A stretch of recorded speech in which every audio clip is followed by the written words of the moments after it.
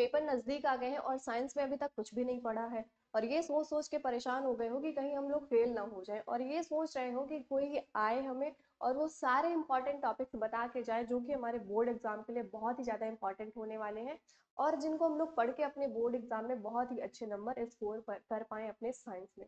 सो हाय, मेरा नाम मानसी और आप सभी लोग मुझे मानसी दीदी के नाम से भी जानते हैं। तो आज के इस वीडियो में मैं आप लोगों को बताने वाली हूँ साइंस के, यानी कि कंप्लीट साइंस के वो मोस्ट इंपॉर्टेंट टॉपिक जिनको पढ़कर आप अपने बोर्ड एग्जाम में बहुत ही अच्छे नंबर स्कोर कर पाएंगे। तो वीडियो को पूरा एंड तक जरूर देखिएगा, क्योंकि यहाँ पे इस वीडियो में हर वो टॉपिक को बताऊंगी जो कि आपकी बोर्ड एग्जाम के लिए बहुत ही ज्यादा इंपॉर्टेंट होने वाला है। ठीक है, तो पहले स्टार्ट करते हैं हम। किससे स्टार्ट करते हैं? फिजिक्स के, यानी कि फिजिक्स के वो मोस्ट इंपॉर्टेंट टॉपिक को देखते हैं जो कि हर साल हमारे बोर्ड एग्जाम में पूछे जाते हैं, जिनकी पूछे जाने की 100% संभावना है। ठीक है, तो पहला हमारा जो टॉपिक है वो कौन सा है? वो प्रकाश का परावर्तन एवं अपवर्तन के जो नियम आपके होते हैं, यानी कि फिजिक्स का जो पहला चैप्टर है जिसमें आपको प्रकाश के परावर्तन और अपवर्तन के नियम के बारे में पढ़ना होता है और ढेर सारी चीजें आपको पढ़नी होती है। तो ये वाला जो टॉपिक है ये आपको, ठीक है, बहुत ही अच्छी तरीके से कंप्लीट करना है, कवर करना है, बहुत अच्छी तरीके से रिवाइज करना है। दूसरा हमारा है उत्तल एवं अवतल दर्पण से प्रतिबिंब का बनना, यानी कि जो हमारा उत्तल लेंस होता है और हमारा उत्तल दर्पण हमारा होता है, और जो हमारा उत्तल अवतल दर्पण होता है, इन दोनों में से जो हमारा प्रतिबिंब बनता है वो किस तरीके के बनता है, ठीक है, कैसे बनता है, कहाँ पे बनता है, ये सारी चीजें आपको इसमें पढ़ना है। ठीक है, यानी कि याद रखना अच्छी तरीके से।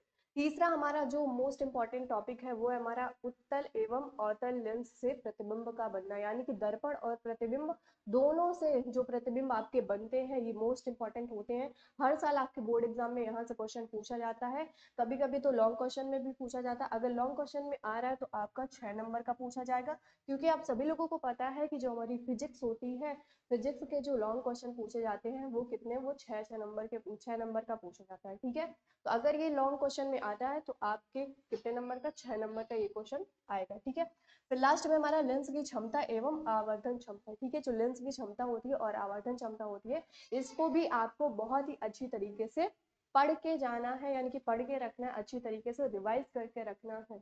अगला हमारा है मानव नेत्र। ठीक है, क्या है? मानव नेत्र, यानी कि ह्यूमन आईज जो होती है, इसकी संरचना क्या होती है, ठीक है, कौन से भाग का क्या काम होता है, इन सभी चीजों के बारे में आपको बहुत ही अच्छी तरीके से पढ़ना है। फिर हमारा आता है निकट और दूर दृष्टि दोष, यानी कि निकट दृष्टि दोष क्या होता है और हमारा दूर दृष्टि दोष क्या होता है, इसके बारे में भी आपको बहुत ही अच्छी तरीके से पढ़ना है। अगला हमारा प्रकाश का प्रकीर्णन एवं वर्ण विक्षेपण।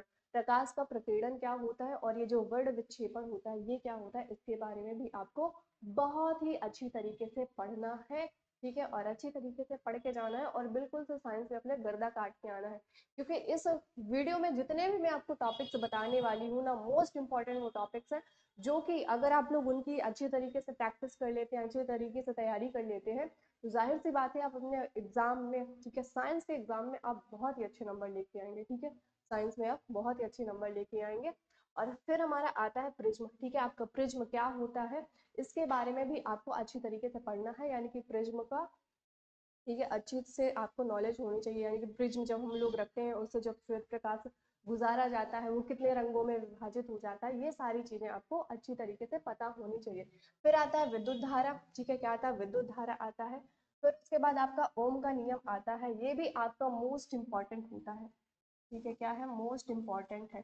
यहाँ से ये जो क्वेश्चन है, यानी कि ओम का जो नियम है, ये सबसे ज्यादा इम्पॉर्टेंट है, क्योंकि ये आपका बोर्ड एग्जाम में पूछे जाने का, ठीक है, हाई चांसेस है इसके। ठीक है, फिर उसके बाद हमारा आता है विद्युत प्रतिरोध। ठीक है, जो विद्युत प्रतिरोध होता है वो क्या होता है उसके बारे में आपको पढ़ना है।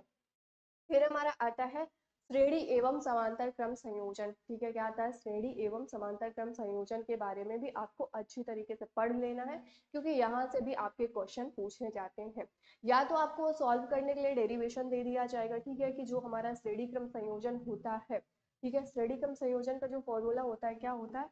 आर बराबर R1 plus R2 plus R3 होता है। ठीक है, अगर वहीं पे मैं किसकी बात करूं, अगर वहीं पे मैं समांतर क्रम की बात करूं तो समांतर क्रम में आपका होता है 1/r is equal to 1/r1 plus 1/r2 plus 1/r3 dot dot dot. ठीक है, जितने भी प्रतिरोध होंगे उनको हम लोग ऐड करते चले जाते हैं। ठीक है, तो ये हमारा क्या है? ये हमारा है श्रेणी क्रम। ठीक है, कौन सा हमारा श्रेणी वाला है और ये हमारा समांतर क्रम का है।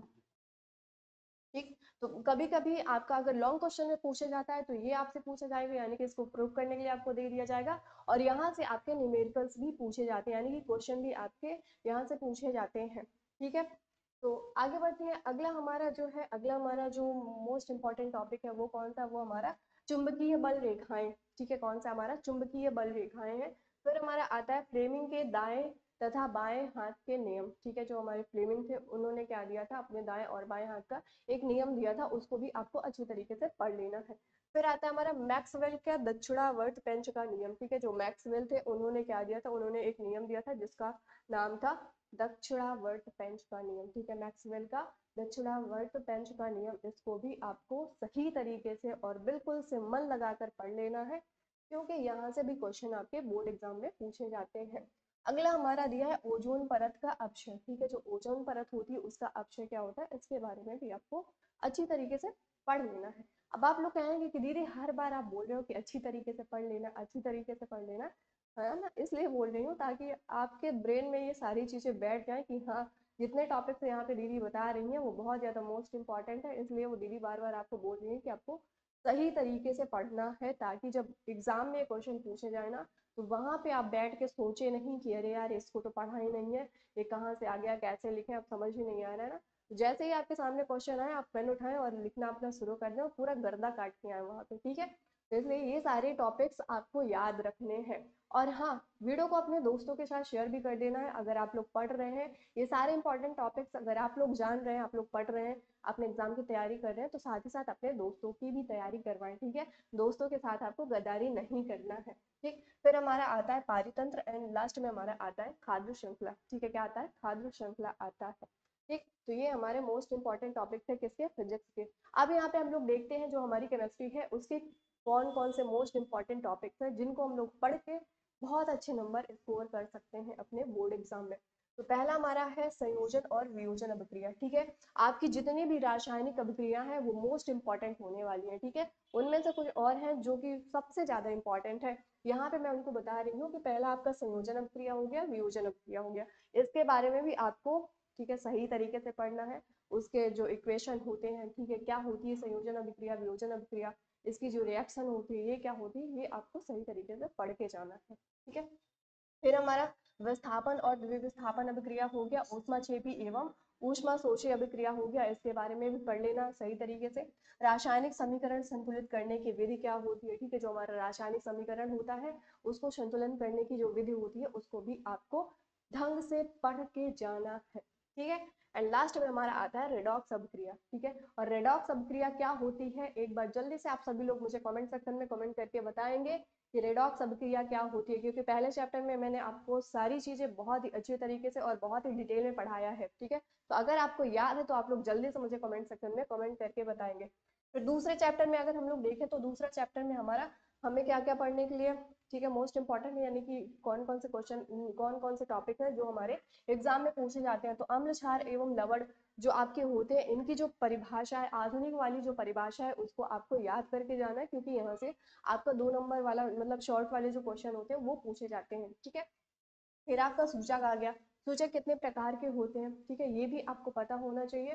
फिर आता है आपका बेकिंग सोडा। ठीक है, बेकिंग पाउडर यानी कि बेकिंग सोडा हो गया, ब्लीचिंग पाउडर हो गया, बनाने की जो विधि होती है, ब्लीचिंग पाउडर और बेकिंग सोडा जो हमारा होता है, पाउडर होता है, उसको बनाने की जो विधि होती है उसको भी आपको सही तरीके से पढ़ लेना है। धावन सोडा बनाने की विधि हो गई। ठीक है, धावन सोडा बनाने की जो विधि होती है उसको भी आपको पढ़ना है। प्लास्टर ऑफ पेरिस जो बनता है, कैसे बनता है, ठीक है, इसको भी आपको सही तरीके से पढ़ना है।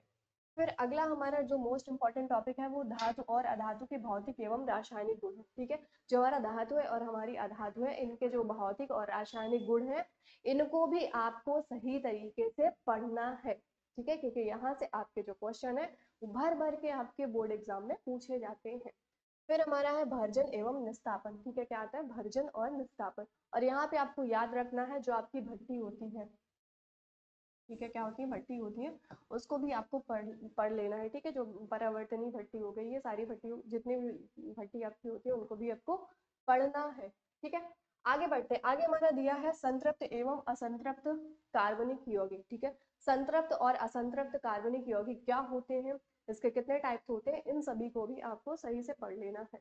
फिर हमारा आता है आयुपीएसी नामकरण। ठीक है, यानी कि आयुपीएसी जो नामकरण होता है, ठीक है, कोई भी अगर दिया हुआ है, फॉर्मूला दिया हुआ है, तो उसका जो आयुपीएसी होगा, नाम होगा, वो क्या होगा, ये सारी चीजों को आपको सही से पढ़ना है, क्योंकि यहाँ से भी आपके क्वेश्चन बोर्ड एग्जाम में पूछे जाते हैं। फिर हमारा आता है मोस्ट इंपॉर्टेंट जो टॉपिक है, वो है हमारा साबुनीकरण अभिक्रिया। ठीक है, क्या है हमारा साबुनीकरण अभिक्रिया, ये आपका इम्पॉर्टेंट है। ठीक है, बोले तो मोस्ट इम्पॉर्टेंट है।